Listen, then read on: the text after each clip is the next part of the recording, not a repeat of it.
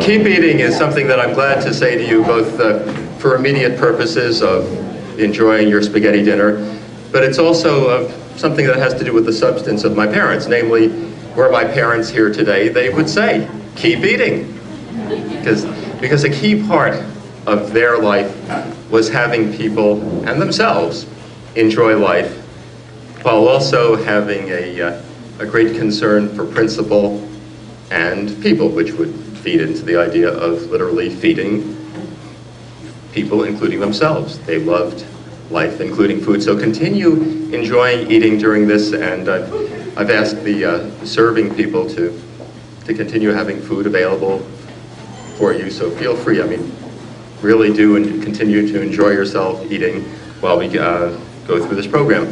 I'm Hank Wallace, and thank you all, people who loved my parents as I did, and still do, both of us.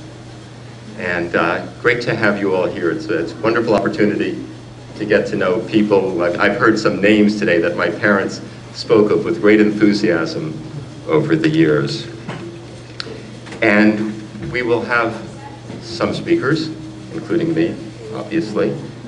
And I'll start with a person who made a wonderful gesture and substantive move. In the last month of my mother's life, a card arrived for her at Riverview Hospital, and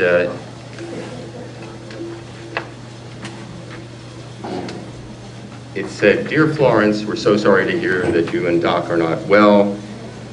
Enclosed is your membership card.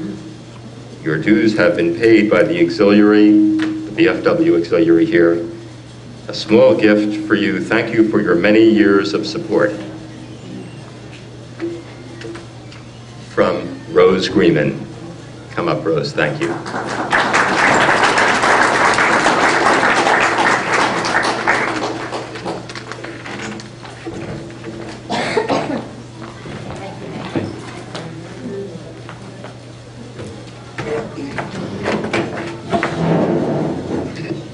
Good afternoon. It gives me a great pleasure to be here. I had the honor of being at Florence's service at the Congregation Beth Shalom in Red Bank when Florence passed away. And I thought it was so beautiful. I had never been to a service such as that. And I was so honored to be part of it, and I thank Hank for giving us the opportunity to be at that. And again today, to be here with so many of Florence and Doc's friends and family, it's just a thrill to see all of you here. And I'd just like to say that as we remember Florence and Irving, or Doc as we knew him, we remember the most loving, caring people. They were always together, and they just loved each other so. I asked one of our auxiliary members what she remembered most about Florence and Doc. And she said it was their devotion to each other.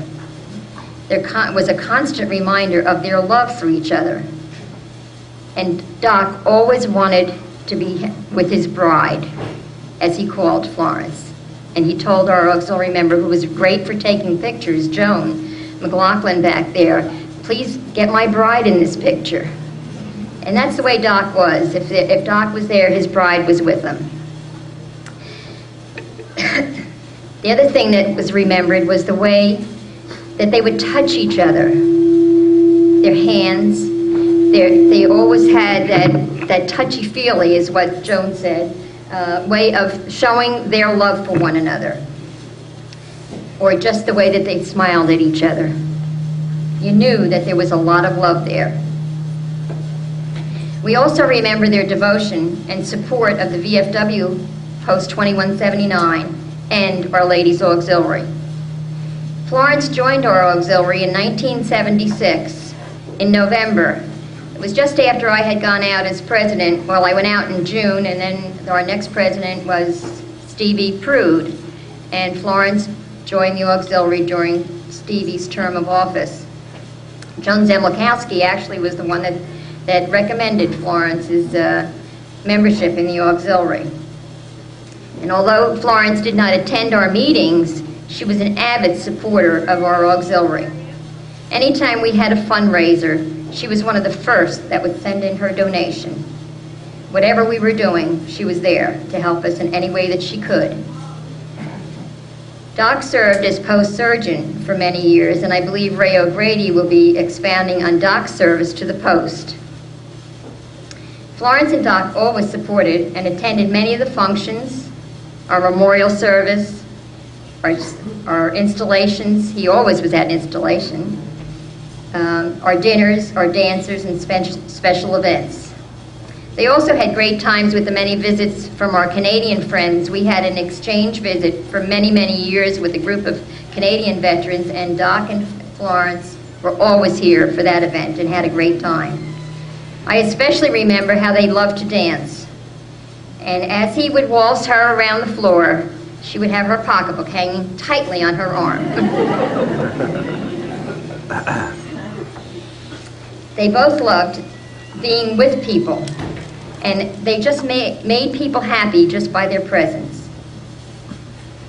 Another one of our members reminded me of how Doc loved to eat and sneak a smoke when Florence wasn't looking.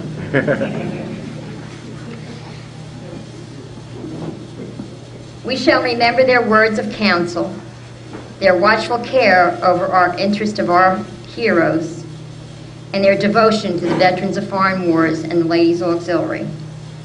All in all, we here at VFW Post 2179 and Ladies Auxiliary can be very proud to have had Florence and Doc as members, but most of all, to have had them as friends. Thank you very much. Rose, yeah, you'll see from things I'm going to say about that bride aspect. Okay, very good. Thank you. Marge Kempner, please. Kempson. Kempson. Oh, that's someone else. We're delighted to have Marge Kempson, who is a late ad. I mean, delighted to hear that you wanted to say some words about my parents from the Air Force and now the VFW. And by the way, for some people, including some people who are sick who would love to see this, we are videotaping this, so the priority is for them to be able to enjoy hearing this also. So if there's any break in the action, videographers, please say, and we'll just stop the action, and then we'll resume. And so Marge, I'm glad you asked to speak. You're so welcome. I appreciate this. Thank you. Wait. Doc was somewhat of a character. We go back a couple of years ago, many years ago, and my boys were in scouting, and they were doing some kind of a program book, and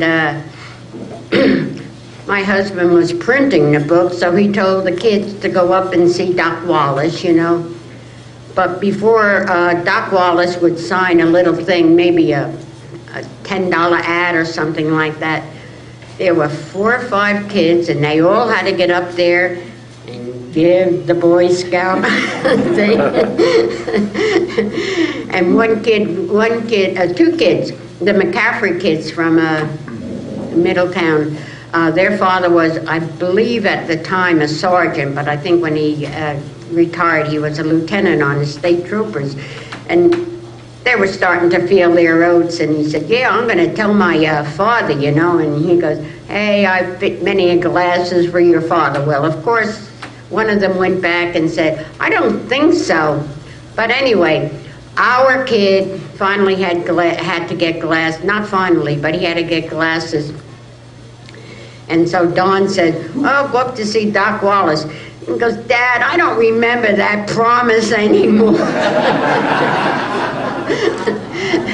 Doc would come into the VFW on Friday nights and open up the door, and he'd go, can anybody feed a veteran around here? You know, and it was his calling card and all that.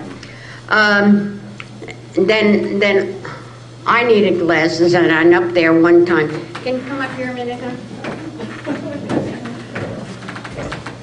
So you would sit in a chair, and all of a sudden, Doc had this, some kind of a thing, you know, and he would look in your eye, and he'd get like that, and he'd say, "Do you have a cigarette?"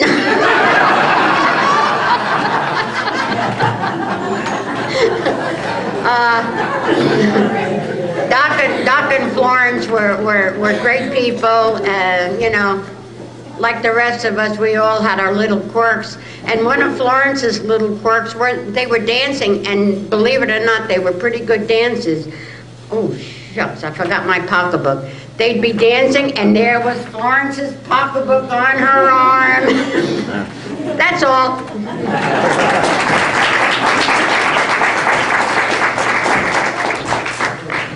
Cub Scouts and Boy Scouts on my honor. My mother was an assistant den mother and did a great job. Thank you, Marge.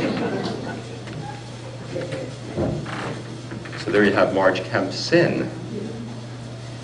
And while we're at it, for the people who will see this on video who would have loved to be here, but including some people who are sick, let's wish them get well. So on the count of 3, you know what to say. Get well. 1, 2, 3. Get well.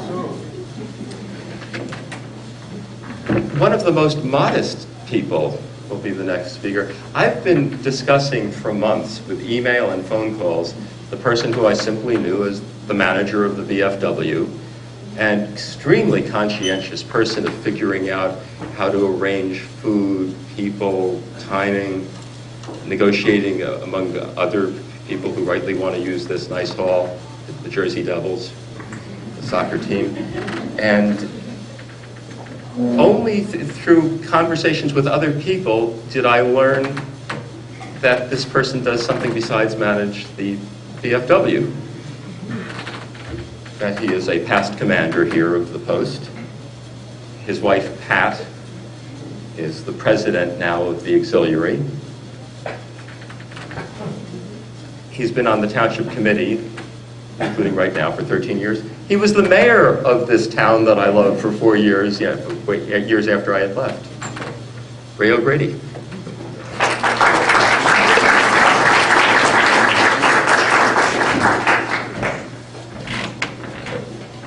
You know, I'm going to attempt to do justice to this for his 35 plus years of civic, involvement from Middletown Township. And I'm speaking on behalf of the mayor, who could not be here, on the Township Committee. Doc and Flo both served on our Safety Committee and Safety Council for a number of years in Middletown Township. They're responsible for a lot of the public improvements that have saved lives in this town. And religiously, they would attend those meetings and be there. And we have some prominent members of our Safety Council here, in the back today, who are here to join us with this event. But they were absolutely wonderful people to deal with. They gave of themselves, they gave of their time, they gave of their efforts. They went out on the roads, and when they got a complaint, they would go out and look at it and see what was the problem and come up with an answer. And they were wonderful public servants, from that standpoint. On a VFW note, and I finally remember Doc and Flo when they would come in here on a Friday nights, because we have regular Friday night dinners here, and we all, enjoy the repast and enjoy the friendship and the comradeship, on those nights. But Doc and Flo would walk in, and Doc would always invariably say, I always remember him saying, "Am I still in time for dinner?" It was a big concern of his the whole time there. And he was a great dancer, and he did enjoy himself. And even on a personal note, he was my wife's optometrist, and I remember the phone calls at the house. Every time my wife would go up there and get a new pair of glasses, he would go, "Is everything okay, Pat? You're sure? If it's not, come on back." And they were that kind of a caring, wonderful people and family, and it was my pleasure to have known them, and my pleasure to have them part of the VFW in this township, and certainly as public servants, because they were great people who were thoroughly involved with the community. They were thoroughly involved with this post, and just wonderful people to have known. And I'm proud to say that I knew them. Thank you very much.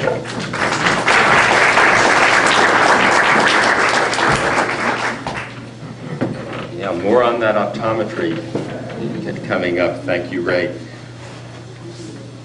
My parents also, actually, first my father loved collecting stamps, and then I learned that from him. And my mother derivatively got into stamps. And we'll have now the ex-president of the Hazlitt Stamp Club. And by the way, Middletown is such a wonderful, rich resource. Do you know that the person I'll introduce in a moment, his wife, Judy, is the writer that, I mean, you know, my mother especially believed in original thinking and thinking of new ways of thinking things. So our next speaker's wife, Judy, is the author of The Nurture Assumption, which is a major, major work in psychology. And glad to have now Charlie Harris.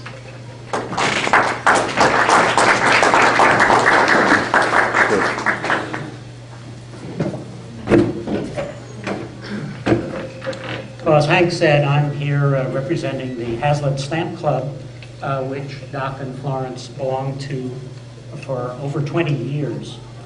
And as I was thinking about the Wallaces in relation to the club, I realized that there are three important attributes that make a fellow club member or whatever activity they're involved in, make them particularly valuable and welcome. Loyalty, enthusiasm, and a sense of humor. And I was pleased to hear the previous speakers validating my judgment that both of the Wallaces had these characteristics in spades. First of all, as Hank said, it was really Doc Wallace who was the stamp collector, who brought them to the stamp club. But as the earlier speakers said, the two of them were inseparable, so Florence attended just as regularly as Doc did and participated just as regularly as he did. In terms of enthusiasm, this showed up, for example, when we would have an auction in the club. And Doc would sit there and listen to the description of the item up for sale, and all the rest of us, without being too obvious about it, would keep our eyes on Doc, because if he put in a bid, then we knew it was something special, and so we would put in a bid.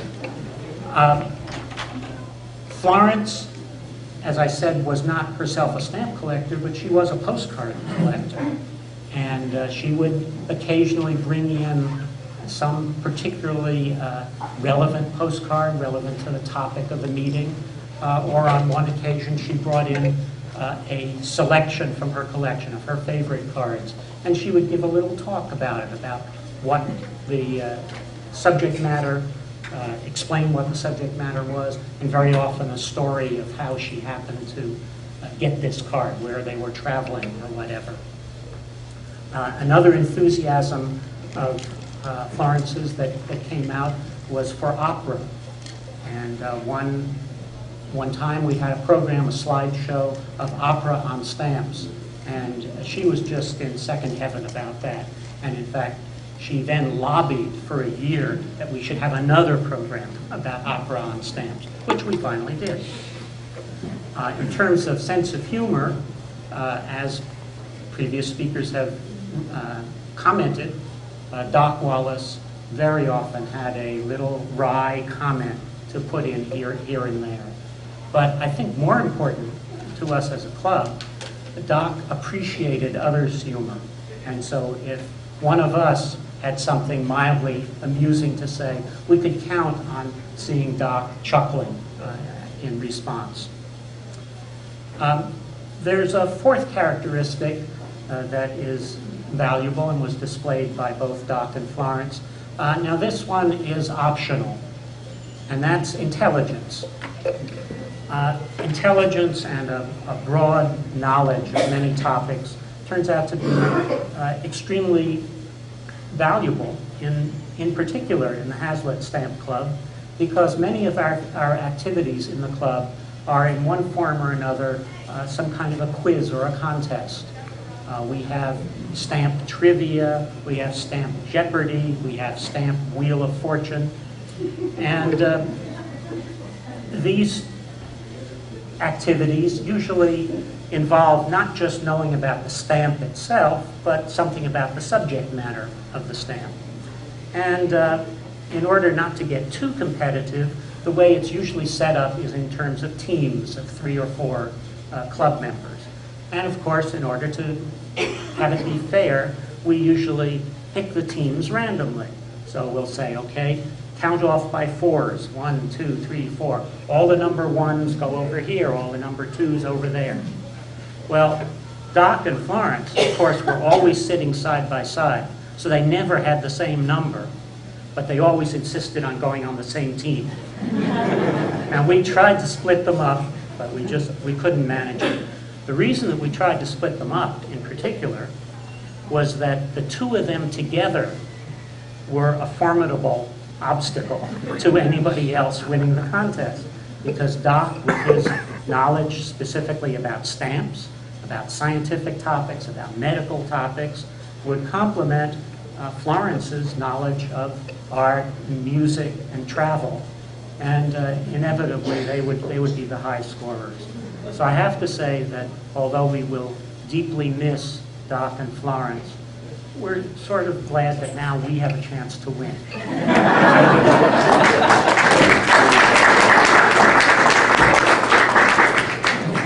You know, my parents stuck together like a plate block. And you mentioned Doc Wallace. That's Doc Harris, by the way. All these modest people. My parents, I didn't know it, but my parents brought to my attention. He's a PhD. He's a brilliant guy. There's very technical, total computer technical stuff beyond the conversations that we had had. There's another MTHS. This is the 40th anniversary at Middletown Township High School reunion weekend. And the orange t-shirts, thank you for wearing them, some of you here. And there is another MTHS, the Middletown Township Historical Society, which my parents loved going to, and I enjoyed going with them to also, as I enjoyed going with them to a few of the VFW events and the Hazlitt Stamp Club. And delighted to have the president of the other MTHS, Middletown Township Historical Society, Randy Gabrielle.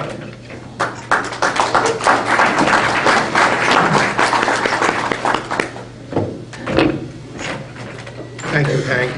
Since MTHS, in the scholastic vein, is now High School North and High School South, we think of us as the MTHS. And yes, I knew and fondly appreciated the participation of the Wallaces in the Historical Society for many years.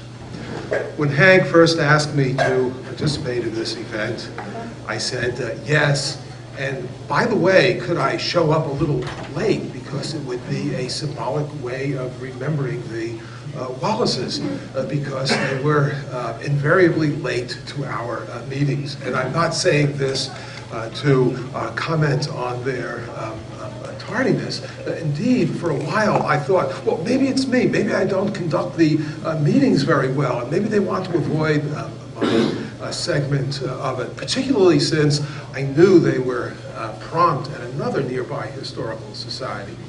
But then in time, I learned that on Mondays when we meet, the office was open late. So they really had to make an effort to get there, and that accounted for the tardiness.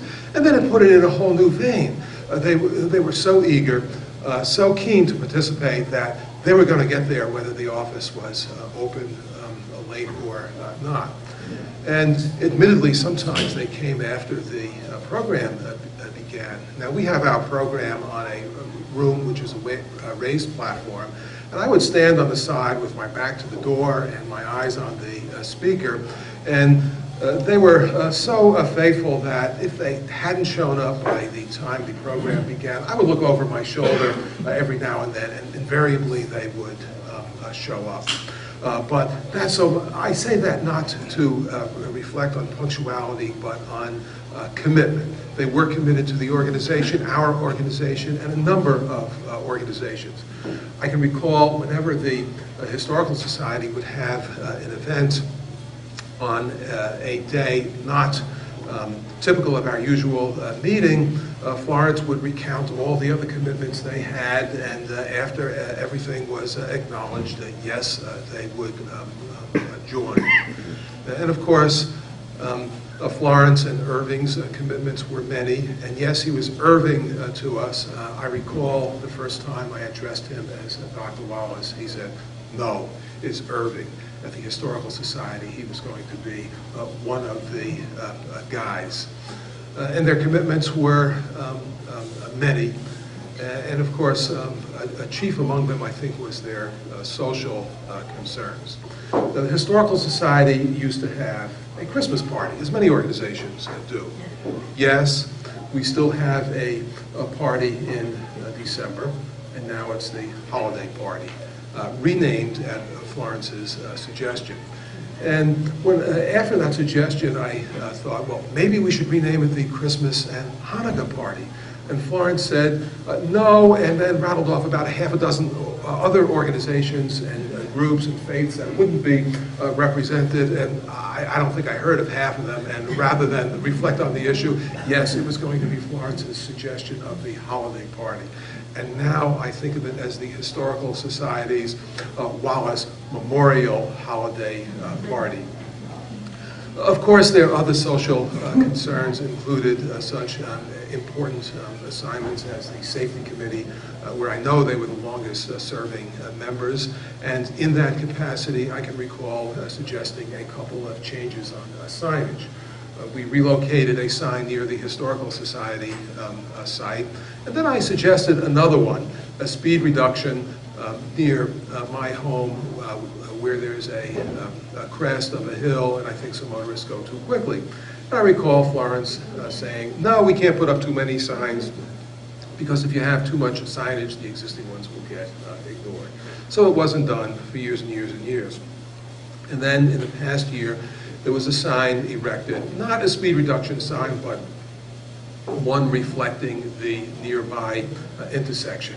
And when I saw that, I thought, well, that will get people to slow down. But my first thought was, would Florence approve? And her concerns were many, perhaps the greatest of which consisted of the gift of herself. But even I was the beneficiary of one of them. We have light refreshments at the Historical Society, very light, typically cookies, and I would, at one point, invariably be the one that would bring the bag of cookies, and Florence would say to me, well, why should you do it all the time? Why shouldn't it be more participatory? And I had a hard time explaining, well, you know, sometimes it's easier just to bring the cookies rather than to wonder and worry who else might bring them.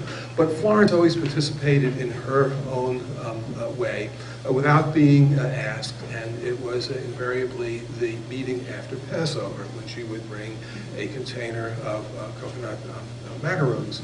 And I looked forward to that. It was unspoken, but practically always delivered. And then one year, she didn't. And of course, I couldn't ask why no macaroons this year. She would be too embarrassed, probably embarrassed for the rest of the next year. But it reflected a way in which her silent, eager participation was so fondly remembered. And in thinking back, wouldn't we all be pleased for a life of activity, participation, enthusiasm, and to be fondly remembered? I know I would be, and I know the Wallaces are.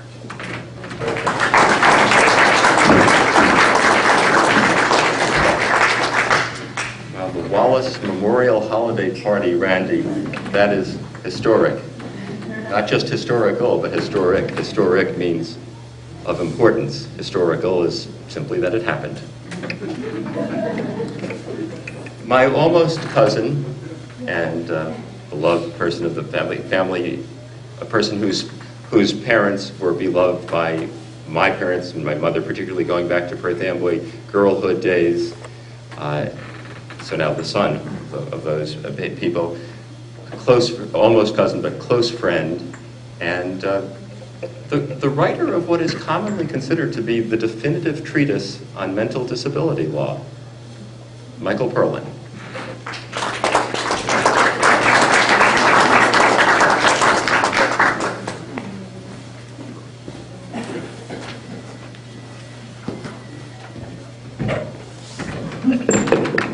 In the summer of 1963, I had just finished my freshman year at Rutgers, and I was at home getting ready to go back to school. And my father said, "Oh, you have a cousin, a sort of cousin, who's going to be, going to Rutgers in the fall, and maybe you can look him up." I have a million cousins, two of whom, in fact, are sitting at the table with me. And I sort of rolled my eyes like, another cousin. But I said, "Yeah, sure, I will." And then I forgot about it.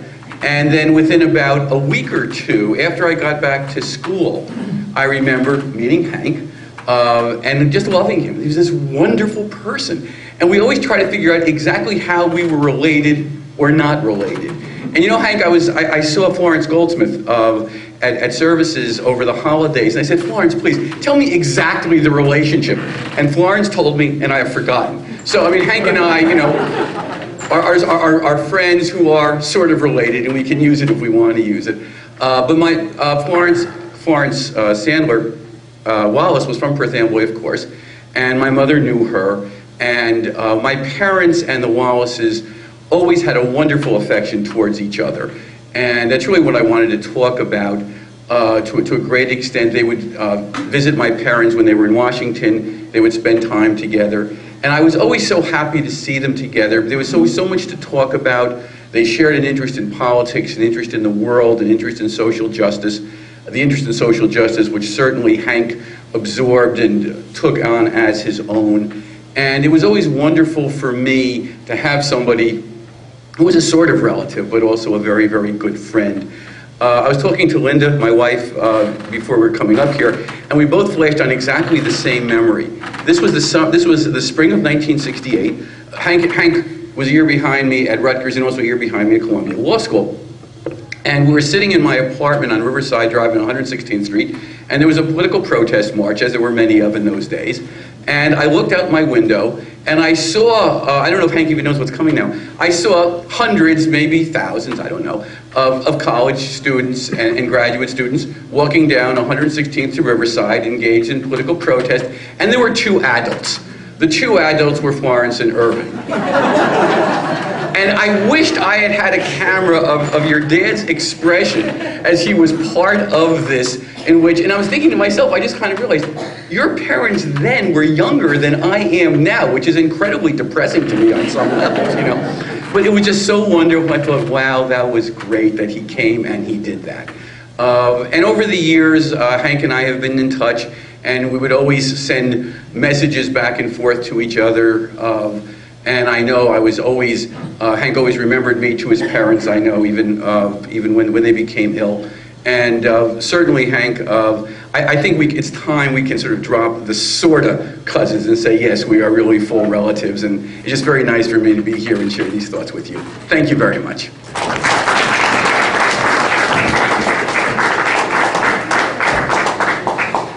As cousin Brucey Morrow says, you can choose your friends, but not your relatives. I choose you to be both, Michael.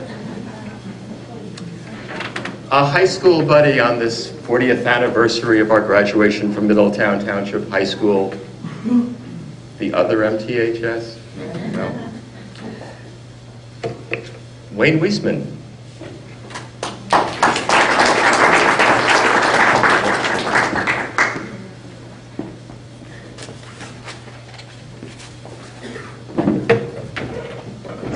Well, Hank and I have been friends since junior high, and we went through high school together, and I was over his house a number of times, and I really enjoyed his parents. I remember his mother as a very hospitable, warm person. I remember his dad particularly for his sense of humor. He had just a great sense of humor, very politically aware. Boy, he sure kept you on your toes. It was really very pleasant for him to ask me to speak here. It's been, I haven't seen your parents for almost 40 years. I think it was sometime in college. But I do remember them as just really, really nice people, and they certainly had a wonderful son. And thank you all for listening to me on this.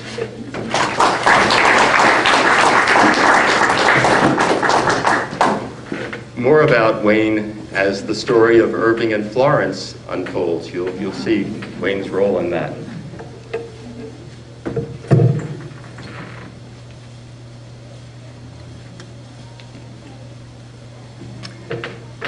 Well, all the dances here are characteristic of so many aspects of my parents. They're figuring that life should be enjoyable and purposeful, of caring about principles and people and having a great time while getting there. The remarkable thing I find is actually what a couple of you have remarked on about their togetherness was the fact that, I mean, they worked together through most of my parents' 59-year marriage. They worked together throughout the day, and then into the evening, they would seek out each other's company, of doing things together, of going to clubs together, of events together, visiting people together. They tried to be together almost as much as possible. They danced here in that direction, and I enjoyed joining them twice for the this evening dances here at the VFW. So that's something that I can tell you from eyewitness experience. Much of what I'll tell you today is, garnered through reliable sources of all kinds. So I certify to you that I deem these reliable stories various kinds of attribution. My parents met at a dance in 1939, the Young Women's Hebrew Association at 31 West 110th Street in Manhattan. My mother said that her initial impressions of Irv were that he was cheerful, natural, and that he was impressive to her by virtue of the fact that he was not trying to make an impression. He was just himself. But my father, actually, of the two of them, thought more highly of her than she of him that first evening. My father, that evening that he met my mother, told his buddies, "I'm going to marry her."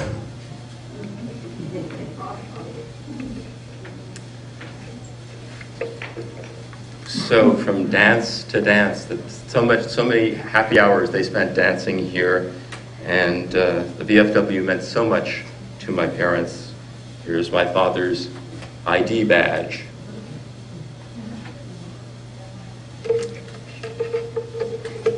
How did they get to the VFW? By what route? You have to be a veteran. So let's trace back. Before we moved to Middletown, which was one of the greatest moves of all time, Middletown was wonderful to us, starting in '56. Before that, we were in Union City, where my father was the commander of the Jewish war veterans.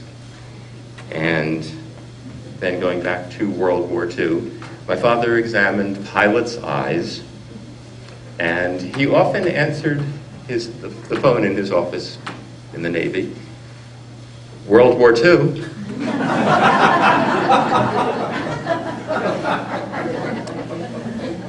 My parents were in what Tom Brokaw calls the greatest generation, as were many of you, and still are. As Brokaw points out, the greatest generation overcame the Depression and overcame oppression, winning World War II. But as Brokaw emphasizes, the greatest generation left for later generations largely, and it's hard to generalize about a generation, but Brokaw says that the greatest generation did leave to future generations dealing with two key aspects of American progress, namely racism and sexism. And we can trace through my parents' life their bearing on that. On the sexism part, simply my mother notably in the way she conducted her life, and my parents as a couple in the egalitarian nature of their marriage. And about equal rights, coming notably about racism. We can go back, for example, to 1944 in Miami. My father's in the Navy. in a segregated situation in Miami. Remember, jumping ahead to 1955, do you remember what happened on December 1st, 1955 in Montgomery, Alabama? Rosa, I'm getting some nods, Rosa Parks, a black woman, sat in the front of the bus, and that led to the Montgomery bus boycott, which gave rise to Martin Luther King. 11 years earlier, in 1944, my father did a reverse Rosa Parks. He would occasionally, on the Miami segregated buses, ride in the back of the bus, simply to make a point that he figured he should not have any special privilege by virtue of the color of his skin. My parents and I moved to Middletown in 1956, January. Within 8 months, my mother was the program chair of the Central School, which physically is now the Middletown Township High School North, where we graduated from high school. She was the program chair of the PTA. And she wanted the best programs and the best people to be in the PTA. So she was especially on for the idea of making sure that when any new faces showed up, that they would be welcomed. And people have told me over the years about that my mother was the one who came up to them and said, may I join you? What was noteworthy to some people, though not to her, was that this included black people. And in 1956, this was somewhat of a rarity for black parents to come to PTA meetings. And in fact, some people with certainly helpful motives in mind cautioned my mother, Florence, don't make waves. I see you going over to black parents. I know you're well-meaning, Florence, but Irving is just starting out with his practice here. Don't make waves. You could be considered controversial. And, but my mother persisted on wanting the best members, not just the best white members, to become active in the PTA. Tribute to Middletown, I am not aware that in fact it did them any harm. But at the time, their mental state at the time was to realize, to think that they were taking a risk. And I say they because my father was active in the PTA too, though not an officer. Early 1960s, they were in a club, and I need not name the club. It's a national service civic club. I need not name them because the characteristic I'll tell you about that club was common in those days to many clubs. They had a lot of fun in this club. I joined them occasionally there. But my father learned that the national, and therefore their local group, derivatively, that there was a clause in the constitution of that national club, Caucasians only. And my father pursued the point to see, does anybody know about this? Does anybody care about this? How about just changing this? But he learned that that was not about to happen, that the national controlled, and this was not about to happen soon. My parents, I remember that they discussed it at the time. They were certainly rational people. I mean, they cared about their being in Middletown and about me, their son growing up there. Their prediction was that the following action would probably hurt them. But they decided to go ahead anyway. They resigned and wrote a letter to the club explaining the reason for their resignation. And that they figured they loved the club, but they would want to be in this club not simply because they happened to be the right race. They wanted to be just in the club just because they were qualified people. And they added, look, there is freedom of association here. This is America. We will defend your right to exclude whoever you want as a private club constitutionally, but we prefer not to be a member of this club under these conditions. It turned out they were vindicated. In fact, my parents said that members would routinely come up to them and say, hey, you probably did the right thing. but they kept busy. You've seen that my parents were able to find other activities to keep them busy and to keep them having fun. The fun they've had all through their life. My father wrote the fight song for a college that doesn't have a football team. We're loyal to you, Northern Illinois College of Optometry, a nonprofit organization. My mother named the clown at the old food circus. You know, the giant clown. We saw this driving here today on Route 35 near Five Corners. We moved to Middletown January '56, a month after the food circus opened, and there was a contest to name the clown shortly thereafter. And my mother came in second with Little Saver. This is Little Shaver was a term that some of you of a certain generation will, the greatest generation, will remember that Little Shaver was a saying then. So my mother came up with Little Saver, came in second, won a wonderful electric train set for me. Yes. And my father, independent of the contest, used to call the clown, in fact he made up a song for it. Middle clown, my middle town, you turn a frown upside down.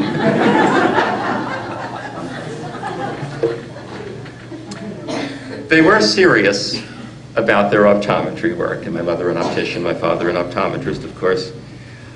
And this was tested when we were in Union City. Union City was in competition with New York City, where there were different ethical rules about the practice of optometry. So my father was surrounded by the fast food of optometry, of quickie exams, where if you were in the broad middle of eyes, you had you probably would do okay with a quickie exam. But still, you know, there were obviously eye diseases that need more discernment. And my father always insisted on doing a full exam. And this hurt him tremendously economically, because I mean, he was just overwhelmed by the fast food, the fast eye places surrounding him. But he persisted in his standards, supported by my mother. The moral support for him was overwhelming. In fact, there was a diary of my mother. My mother gave me permission to look at some diaries of her. The entry for October 19th, today, October 19th, 1949, by my mother. I was touched by Irv's goodness, found out a patient was in bad circumstances, so he voluntarily took $3 off the fee, and she was so surprised. Also had many patients who had such slight correction, he said no RX, no prescription needed. We were poor economically. Besides my mother doing a good job of taking care of me, she of course helped my father throughout in the office. She also took on work as a draftsperson, she was an excellent mechanical drawing person, great aesthetic sense. And she took on jobs doing that to get enough money together such that though we were poor, I didn't know we were poor. In fact, it had certain benefits. My mother created my desk when I was about 5 years old. She got orange crates and painted them blue and got some big surface. I mean, as a 5-year-old, I had an executive desk. It was great. And the only problem was just some dissonance about trying to understand why would an orange box be blue.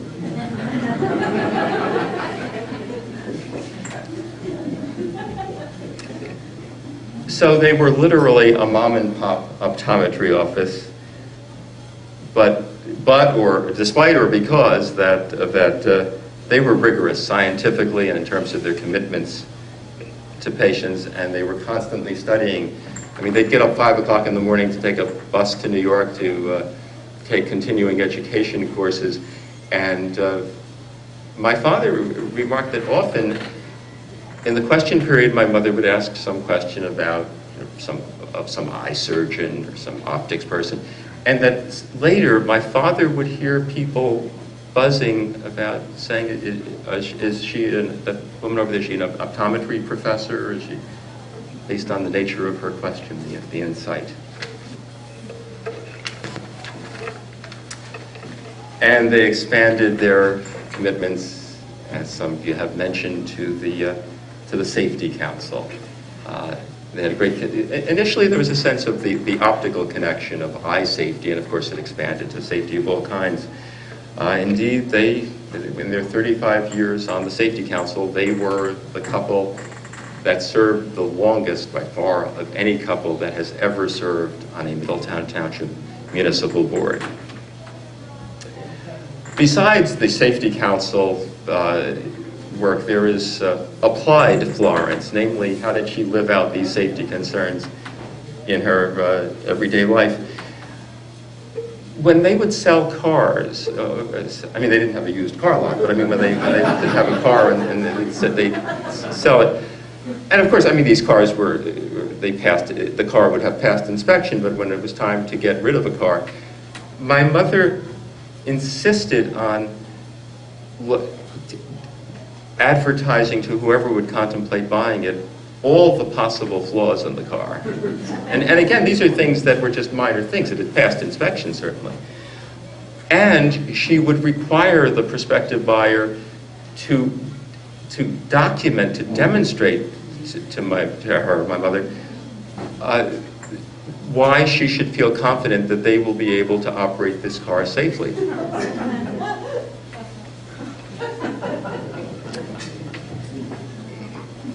This commitment to others and their enjoyment is reflected throughout their life, including at the most difficult times, namely their final illnesses. About the care for others, my mother created an office in Riverview Hospital. From her hospital bed, she had one of these, the tray that goes across the bed, and she was returning patients' calls. I mean, she was checking in with, finding out anybody who would call to make sure that patients would be referred to good doctors and to just follow up with them to make sure that everything was okay with them with their contact, to make sure that they were getting continuing supply of contact lenses from another doctor, just to make sure things were going okay with them. My father, in the wonderful Central New Jersey Jewish Home for the Aged in Somerset, for most of his last 2 years, he wanted to keep practicing. And I said, I admire your work ethic. Do know, Dad, that you had 60 great years of practicing optometry. And but he said, but I want to provide for my family. And I said, you did it, and ethically. And he said, but I want to be productive. And if I can't practice optometry, I want to learn a trade. And this was probably a recursion to his early life. He was a plasterer as a young man. He would work on high ceilings on a scaffold, plastering. And in death, well, that's concern for productivity. In death, my parents resumed being productive. In 1995, they had willed their bodies to the University of Medical and Dentistry of New Jersey. My mother, at the time that they filled out those forms, told me that I respect other people's practices, but I don't want to take up space in a cemetery when space is needed for housing for poor people. Despite their final illnesses, they continued enjoying life. Notably, it came through with their humor. Two things come to mind about my mother in her last month. Do you know the Doppler effect? If a train goes by, the we in the stationary position perceive the train going, the sound of the train, the whistle notably, as going, woo, having to do with compression and rarefication of the air molecules relative to us. And, well, no, literally, not just relative to us, relative to the universe. It's called the Doppler effect, the Doppler shift. You can tell when something goes by. But of course, it's only perceivable for something real fast. If I walk by you like this, you're not going to hear a Doppler shift. But my mother, with her whimsical sense, when we were in Riverview Hospital, and she was lying down on a gurney, so she couldn't see what was going on around her. And we were waiting for the next stage of somebody coming by. And in general, the Riverview people treated her wonderfully, and my father too, for that matter. But there was some break in the action. We were waiting, and various footsteps would come by. Not the right person. And so we're waiting and waiting. My mother said, let's see, Mom, maybe the next footsteps, maybe this will be someone to take me to the next test. And the steps continued. My mother said, Doppler effect.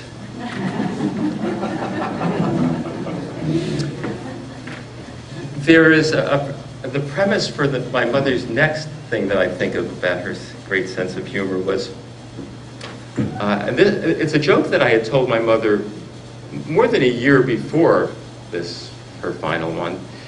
It's Frank Sinatra is in a restaurant, and somebody, well, first person will make it easier to say, I walk into the restaurant, and I said, Frank Sinatra, Mr. Sinatra, could you do me a favor? I am going to be joined momentarily by a new girlfriend. It would be great if you can come over. He said, my name is Hank. Could you come over and say, hi, Hank? That will impress her so much. And Sinatra says, sure, kid, glad to help you out. So I sit down. The new girlfriend joins me. I nod to Frank. Sinatra comes by and casually says, oh, hi, Hank. And I say, not now, Frank. So my mother, in her last month in Riverview, she was extremely weak, though stable. And one of the great things about my parents was that I could always talk stuff with them. So I didn't have to put on over-concern or under-concern or going out of my way too much. I could discuss, negotiate with them of let's see what's necessary, let's balance the various interests. So I said, let's figure, I said, I have a meeting set up, the prior engagement in Washington, and what do you think, Mom? I could stay, but what do you think? And she could barely talk, and she said, never tell somebody, not now, Frank.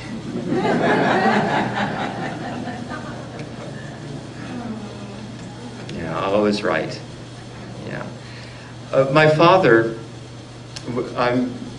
when he was feeling the effects of Alzheimer's disease, still had a sense of humor, and in fact, playing a pun on the Yiddish word for old, he called it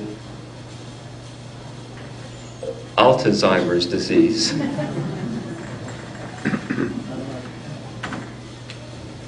And, with people who have Alzheimer's disease, the people are encouraged to, of course, be nice, but also it is helpful to redirect, to focus the person. So there is a balance there. So my father repeatedly asked me a certain question, so I answered the question with each iteration. But at one point I told him, and I gave him the answer to the question. I said, Dad, that's the fourth time you've asked me that question in 15 minutes. And he shot back, fifth.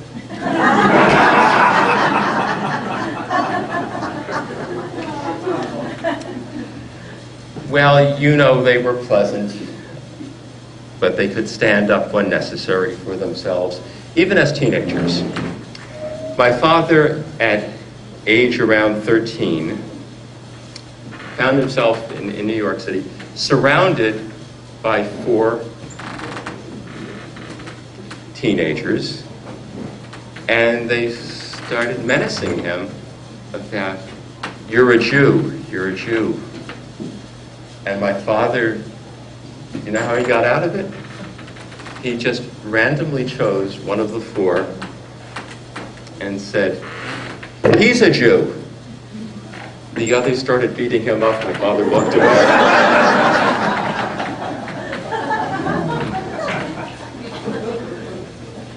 Which tells you also something about the rationalness of prejudice.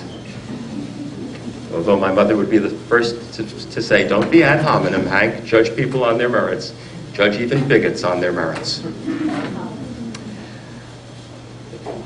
My mother was a charter member of the National Honor Society at Perth Amboy High School.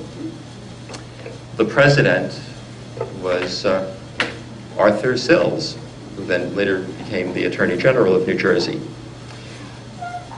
A lawyer, of course, like Wayne Weisman, Middletown 63, who was the president of the National Honor Society our year, and a good president. Mom got into the National Honor Society not by being teacher's pet. For example, she had a teacher who said in class that Hitler is doing a lot of good. My mother was the only one in the class to try to be recognized, to speak, to raise her hand, and the teacher blew her off, would not let her speak. My mother told the principal of Perth Amboy High School about this. Amazing coincidence. The next morning, my mother comes in early to Perth Amboy High School. My mother was the business manager of the yearbook, besides being the humor editor. And she'd been selling ads for the yearbook, so she brought in some money to the principal's office. Before she gets to the actual principal's office, she hears the voice of the principal saying, "When you're in that classroom and you have some idea about Hitler, keep your mouth shut." And then my mother sees, out walks her teacher. In walks Florence to the principal. Florence Sandler, 15 years old, the daughter of Alex and Minnie Sandler, who had fled European anti-Semitism, the Russian variety. Florence was concerned about anti-Semitism, but she was also concerned about other values in her parents' adopted country of America, about certain values and rights that we enjoy in America, thanks to the sacrifices, the willing to die if necessary, by some of the people in this room, DFW. My mother told the principal who had just, obviously in the principal's view, had just vindicated Florence's interest. My mother, age 15, Florence Sandler, told the principal, "Please let Mr. So-and-so say what he wants in class. I didn't mean for you to tell him to stop saying Hitler's doing a lot of good. I just meant you should tell him to let me answer him." Well, Florence and Irving were together, caring for people and enjoying the doing so, starting with that dance in 1939. They had 22,000 days together. And one of those days that I find most exemplary of them concerns something going on in how they worked together so closely and cared both professionally and as people about their patients. My mother got a call from another mother saying, "My son is due to have his eyes examined any moment now by Dr. Wallace. My son is petrified of doctors. He cries and trembles when he sees any doctor. Could you tell Dr. Wallace to please be especially gentle?" So my mother says, I'm calling on the intercom to the examination room. And as it turned out, but based on what my mother heard, the child was already in the examination room. My mother could already hear the voice of a little boy sounding out of breath. My mother told the mother, I hear your son laughing. Well, and now Irv and Florence have danced away from us. They are literally out of breath. But can you pick up your intercom of memory and hear them laughing?